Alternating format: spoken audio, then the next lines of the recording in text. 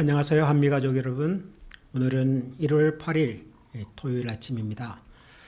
우리가 당분간 주일 예배를 제외한 다른 모든 모임을 비대면 영상으로 하고 있기 때문에 토요 새벽 기도회도 당분간은 영상으로 여러분들과 함께 말씀 묵상을 나누도록 그렇게 하겠습니다. 오늘 우리에게 주시는 하나님의 말씀은 사무엘상 1장 9절에서 18절까지 말씀입니다. 우리 한 절씩 저와 여러분들이 나누어서 읽도록 하겠습니다. 제가 먼저 9절을 읽겠습니다. 그들이 실로에서 먹고 마신 후에 한나가 일어나니 그때에 제사장 엘리는 여호와의 전 문설주 곁 의자에 앉아 있었더라. 한나가 마음이 괴로워서 여호와께 기도하고 통곡하며 서원하여 이르되 만군의 여호와여 만일 주의 여종의 고통을 돌아보시고 나를 기억하사 주의 여종을 잊지 아니하시고 주의 여종에게 아들을 주시면 내가 그의 평생에 그를 여호와께 드리고 삭도를 그의 머리에 대지 아니하겠나이다. 그가 여호와 앞에 오래 기도하는 동안에 엘리가 그의 입을 주목한즉 한나가 속으로 말하며 입술만 움직이고 음성은 들리지 아니하므로 엘리는 그가 취한 줄로 생각한지라. 엘리가 그에게 이르되 네가 언제까지 취하여 있겠느냐 포도주를 끊으라 하니 한나가 대답하여 이르되 내 주여 그렇지 아니하니이다. 나는 마음이 슬픈 여자라.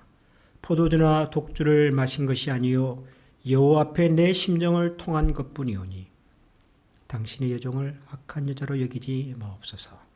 내가 지금까지 말한 것은 나의 원통함과 격분됨이 많기 때문이니다 하는지라.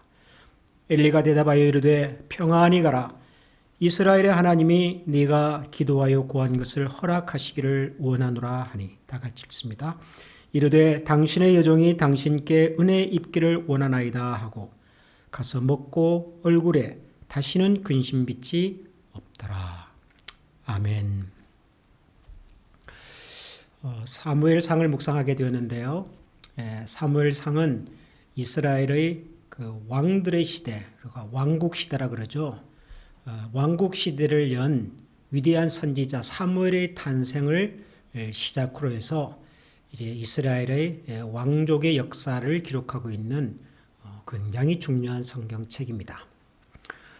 그 중에서도 이 사무엘 선지자의 등장 그리고 사무엘 선지자가 태어나게 된 그 과정으로서 어머니 한나의 기도, 이것은 우리가 어려서부터 성경을 들었거나 또 나중에 성경을 배웠던 사람들에게는 굉장히 인상적이고 그리고 오래 기억이 되는 그런 이야기 중에 하나입니다. 저는 이 한나의 기도를 이렇게 읽다 보면 저희 장모님 생각이 납니다. 저희 장모님께서 이제 결혼하시고 난 다음에 따님 두 분을 얻으셨는데 아마 그 시대에는 좀 아들이 많이 또 필요하고 아마 어른들께서도 아들을 많이 기대하셨던 것 같습니다. 근데 이제 딸 둘을 얻고 나니까 이제 좀 자신이 없으셨던지 하나님 앞에서 서원하면서 기도를 하셨답니다. 하나님, 종의 기도를 들으시고 아들을 주시면 그랬는데 참 하나님께서 큰 은혜를 베푸셔서 저희 처남이 태어났습니다. 지금 저희 처남은 미술을 전공해서 한국에서 학생들을 가르치는 일을 열심히 잘하고 있습니다. 비단 저희 장모님뿐이 아니라 우리 그리스도인들 중에서 참 절박하고 우리 힘으로 해결되지 않는 그런 문제 앞에 섰을 때는 너나 할 것 없이 아마 이 한나의 기도를 떠오르게 될 것 같습니다. 한나는 단지 자녀가 없었다는 것만이 아니라 자기 남편의 또 다른 부인 그 여인으로부터 조롱도 받고 또 업신여김도 받고 수치를 당하기도 했었습니다. 예나 지금이나 가정을 가진 여인이 이 자녀를 갖지 못한다고 하는 것은 아픔이고 또 슬픔이었던 것이죠. 이런 답답하고 때로는 억울하고 속상한 마음을 가지고 한나가 선택한 것은 하나님 앞에 나와서 기도하는 것이었습니다. 자기의 억울한 사정, 답답한 사정, 참 슬픈 마음을 하나님 앞에 간절히 기도하는 것이었습니다. 그런데 이 한나의 기도를 곁에서 지켜보았던 제사장 엘리는 한나의 기도를 마치 술에 취하고서 혼자서 이렇게 중얼중얼 거리는 그런 것이라고 생각을 했습니다. 저는 참 이 장면도 좀 뜻밖이었습니다. 제사장이란 영적으로 가장 예민하고 사례가 깊고 그리고 깊은 안목을 가진 사람일 텐데 성전에 나와서 참 슬픔 가운데 기도하는 여인의 기도를 보고 술에 취했다라고 만약에 생각을 했다면 그것은 정말 한나의 모습이 술에 취한 여인처럼 보여서이기도 하겠지만 그 여인의 간절하고 절박한 마음을 간절함과 절박함으로 볼 수 없었던, 볼 줄 몰랐던 엘리 제사장의 영적인 좀 무딘 감각이라 그럴까요? 영적인 어둠이라 그럴까요? 또 그것을 보여주는 단면이 아닌가 그런 생각도 들었습니다.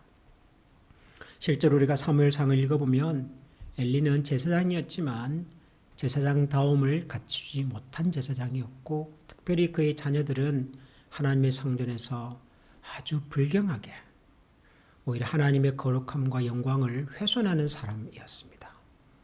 그리고 그런 아들의 모습을 방관했던 사람이 아버지 엘리였고요. 영적인 지도자라고 해서 항상 영적인 분별력을 가지고 있는 것은 아니구나. 오히려 영적인 지도자가 하나님 앞에서 바른 분별력을 갖지 못하면 정말 하나님의 은혜와 도우심이 필요한 사람들을 보고도 그런 사람들의 얘기를 들어도 제대로 분별하고 그들에게 필요한 하나님의 인내와 하나님의 사랑을, 하나님의 은혜를, 하나님의 위로와 격려를 전하지 못하는 수도 있구나. 그런 생각도 들었습니다. 저 같은 목회자들에게는 아주 깊은 울림이 되는 엘리의 이야기가 긍정적으로 묘사되지는 않았지만 그런 엘리의 모습을 보면서 저 역시도 목회자로서 성도들이 가지고 있는 그런 절박함이나 아픔이나 어려움들을 제대로 듣고 또 제대로 살피고 있는가 반성하게 되는 그런 장면이기도 했습니다. 한나의 기도를 술 취한 여인으로 볼 수밖에 없었던 제사장 엘리와는 달리 한나는 하나님 앞에서 간절함을 가지고 기도하는 여인이었습니다. 또 다른 부인으로부터 조롱과 수치를 당하기도 했고 심지어는 성전에 올라와서 기도하는 자신의 중심을, 본심을 곡해한 제사장 엘리로부터 또 핀잔을 듣기도 했지만 그럼에도 불구하고 한나는 하나님 앞에서 기도하기를 멈추지 않았고 그의 중심을 하나님 앞에 간절한 마음으로 전달을 합니다. 엘리의 질문에 대해서 한나가 대답하기를 제가 이렇게 하나님 앞에 간절히 기도하는 것은 악한 여인이라서가 아니라 술을 취해서 사리를 분별할 줄 몰라서가 아니라 나의 원통함과 격분됨이 많기 때문입니다. 너무 속상해서 하나님 외에는 나의 마음을 들어줄 사람이 없는 것 같아서 기도했다고 합니다. 저는 하나님은 우리의 기도를 들으시는 분이라고 확신합니다. 물론 우리가 구하는 모든 것을 다 하나님이 들어주신다 그런 뜻은 아닙니다. 저는 만사형통이라고 하는 단어를 좋아하기는 하지만 그러나 하나님이 항상 우리를 형통하게만 인도하시는 분은 아니라는 사실도 압니다. 때로는 하나님께서 우리에게 고난의 길을 주기도 하시고 우리가 원하는 바들을 막기도 하시고 우리가 때로는 지치고 힘들 때 좀 멀리서 계시는 것 같은 그런 하나님도 저는 압니다. 그럼에도 불구하고 하나님은 우리의 기도를 단 한 번도 외면하시지 않습니다. 하나님은 언제나 어디서나 우리의 외침을, 우리의 부르짖음을, 원통함을, 답답함을 하나님은 들으십니다. 숨소리와 같은, 신음과도 같은 우리의 소리에도 귀를 기울이시는 하나님, 우리가 그런 찬양을 드리지 않습니까? 하나님, 우리가 말을 할 수가 없어서 한숨을 짓고 그 한숨 속에 우리의 답답함과 고통을 담아서 내뱉어도 하나님은 그 우리의 마음을 아시지요. 저는 이 하나님이 좋습니다. 우리에게 힘과 용기를 주시는 하나님도 좋고, 우리의 답답함과 원통함과 억울함을 말할 때 들어주시는 그 하나님 참 좋습니다. 한국에 있는 저희 친구들하고 같이 카톡을 통해서 자주 만납니다. 서로 살아가는 이야기를 나누기도 하고, 또 한 친구는 열심히 매일 거기다가 성경 구절을 올려주기도 하고, 아무튼 그렇게 카톡을 통해서 친구들을 만나고 있는데요. 한 일주일 전에 그 중에 한 친구가 자기의 좀 아픈 이야기를 올렸습니다. 힘들었던 이야기를 올렸습니다. 주일이 지나고 나면 가끔은 굉장히 무기력해지고 좀 화가 나기도 하고 힘이 들더라, 그런 얘기를 올렸습니다. 주일에 만나는 사람은 다 교인들인데, 예수 믿는 사람들인데, 하나님 믿는 사람들인데, 근데 그런 사람들 만나고 난 그 다음 날이 힘들 때가 있더라는 거죠.